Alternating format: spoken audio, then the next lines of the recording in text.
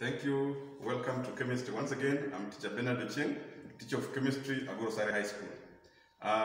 We are in the topic electrochemistry 2, electrochemistry, and we are almost at the tail end of the topic. Today we want to look at the quantitative treatment of electrolysis. Remember, in our previous lesson we did see some of the what is supposed to be deposited, the factors that affect what is supposed to be deposited at the electrode. Now today, we want to look at the quantitative treatment of this electrolysis, and this one here is based on the Faraday's first law. First of all, we need to understand what Faraday's first law says. It says that the amount or the mass of a substance which is being liberated or produced or used as the cathode or anode during electrolysis is directly proportional to the quantity of electricity passed or used. So whatever is being deposited or liberated, it will depend on the quantity of electricity that is passed, and that is the Faraday's first law. Is directly. The key word here is directly proportional. Directly proportional to the quantity of electricity passed. So if you don't measure those ones, you don't score. Generally, the SI unit of quantity of electricity is measured in coulombs. The SI unit of quantity of electricity is coulombs, denoted by capital C. Coulombs may be defined as the quantity of electricity that is passed or used when a current of 1 ampere flows for 1 second. In fact, this will be the key formula that we'll be using in calculating the quantity of electricity passed. So it is good that we master the formula as from the definition. Definition says the coulomb is the quantity of electricity passed when a current of 1 ampere flows for 1 second. In other words, if I want to get the quantity of electricity passed, I need to get the current, which must be in amperes, and the time must be in seconds. So the moment you multiply the amperes, the current in amperes times the time given, which must be in seconds, you will get the quantity of electricity that is passed. And remember, the quantity of electricity passed is measured in coulombs. So the SI unit for amperes is current, denoted by capital I, and the SI unit for seconds is denoted by capital small t. So this is the formula that we'll be using. The quantity of electricity, which is measured in coulombs, is equal to the current which is measured, which is denoted by capital I times t in seconds. So we want to look at the examples here. We have 2 examples. For example, in this case here, a current of 2 amperes was passed through an electrolytic cell for 20 seconds. And then you are now told to calculate the quantity of electricity that was passed. Calculate the quantity of electric charge that was produced. That is, will be our first task. The second task is you are told a current of 2 amperes was passed through an electrolytic cell, and 95,600 coulombs of the charge were produced. Calculate the time taken. Looking at the first example, how do we work it out? The quantity of electricity passed. Quantity of electricity passed, as I've said, is current in amperes times time in seconds. So these 2 is for this, and then this 20 minutes must be converted into seconds. So you multiply by 60. If you multiply all of them, you get 2400 coulombs. That is the answer for that. You score. So in question 2, you are told the question is calculate the time taken. Now, from this formula, you'll be able to derive, because the time taken can as well be the quantity of electricity passed divided by the current. The quantity of electricity divided by the current. This is what we are given.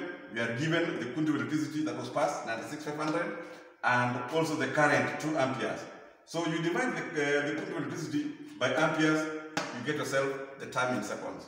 So if the time is required into minutes, you divide this one here by 60, and if it is required in terms of hours, you divide it by 3,600, and so that you can convert it into hours. It is as simple as you cannot imagine.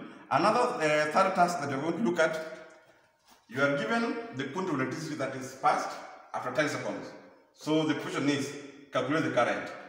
From the formula we know that the current in amperes is the quantity of electricity that is passed divided by time.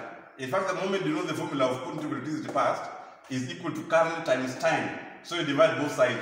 You make the current in amperes to be the subject of the formula. And then now you only fix the values. You fix the values as indicated here. We have, look at this. This is the quantity of electricity that was passed.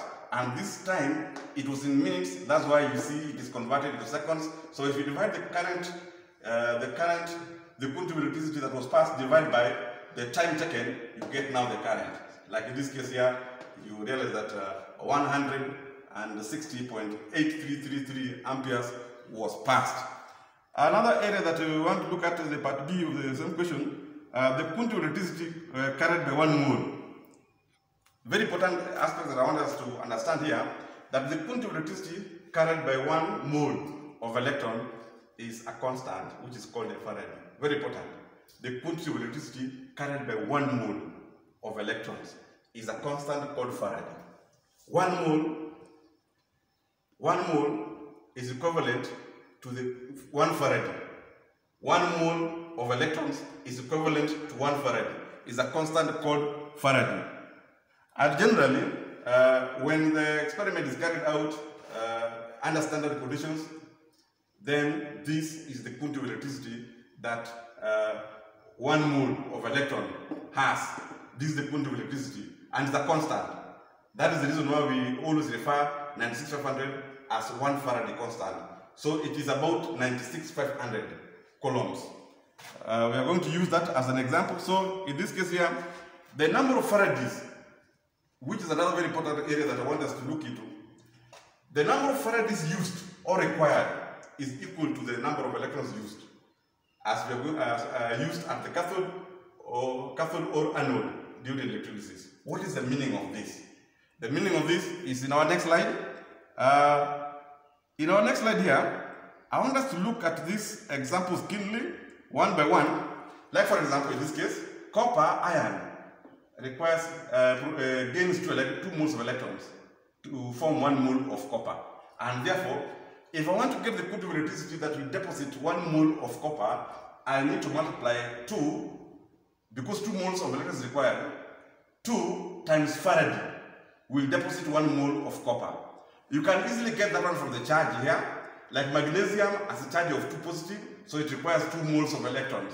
And therefore, for me to get the quantity of electricity that will deposit 1 mole of magnesium, I need to multiply 2 times the Faraday, because 1 mole of electron is equivalent to 1 Faraday, and therefore 2 moles of electrons will be required to deposit 1 mole. 1 mole of magnesium, and that is the reason why we need 2 Faradays to deposit 1 mole of magnesium.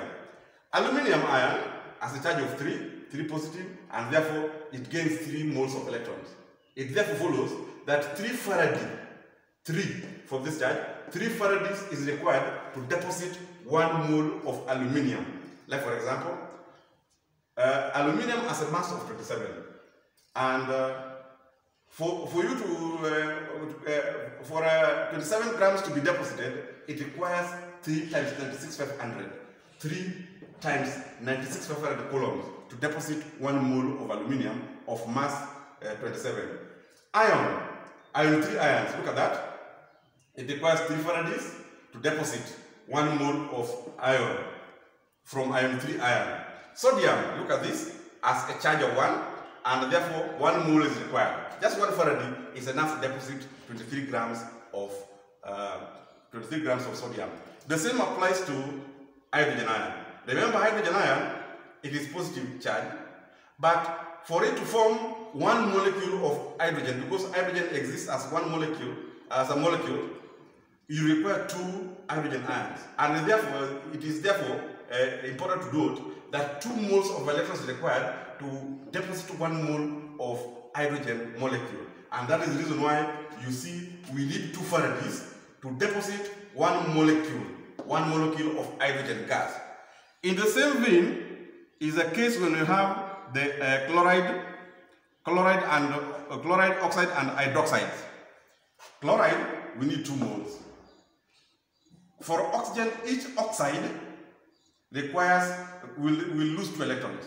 And therefore, because we need 2 to form 1 mole of oxygen, 1 mole of molecule of oxygen, it therefore follows that 2 times -2. For 1 mole of molecule of oxygen to be formed, 4 moles of electrons will be lost. And therefore, 4 Faradays is required. 4 times 96,500 coulombs is required to deposit 1 mole, of molecules of oxygen. 4 hydroxide ions.